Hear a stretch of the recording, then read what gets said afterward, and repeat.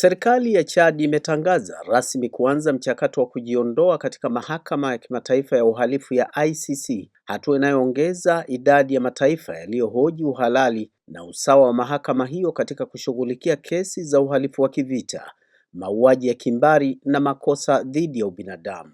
Hii ni TriGen Media. Kwa mujibu wa mkataba wa Roma ulioanzisha ICC, kujiondoa kunaanza kutekelezwa rasmi baada ya kipindi cha mwaka mmoja tangu taarifa rasmi iwasilishwe kwa Katibu Mkuu wa Umoja wa Mataifa.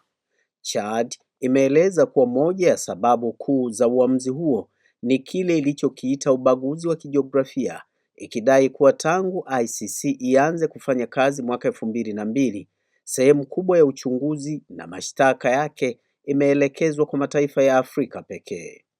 Serikali hiyo imewataka pia viongozi wa Afrika kuendelea kuimarisha mifumo ya kitaifa ya utoaji haki badala ya kutegemea mahakama za kimataifa ambazo kwa mtazamo wao hazijawa na usawa katika utekelezaji wa sheria.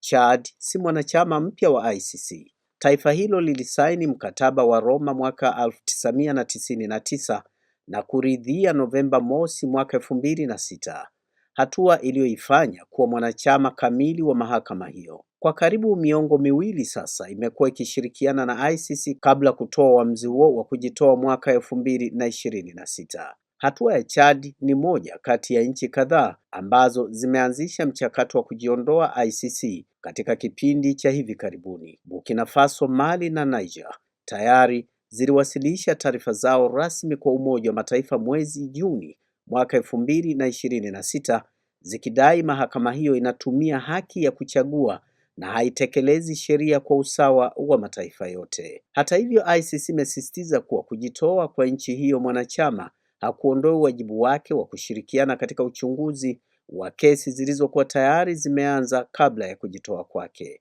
Wakati huo huo, Umoja wa Mataifa umeelezea wasiwasi wake mkubwa kufuatia uamuzi wa Venezuela nayo kujiondoa ICC wiki iliyopita.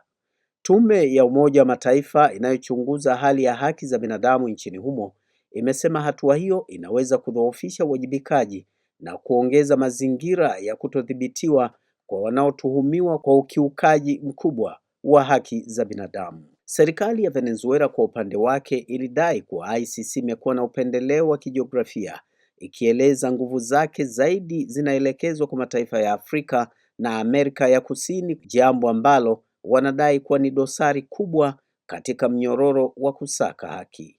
Hii ni TriGen Media.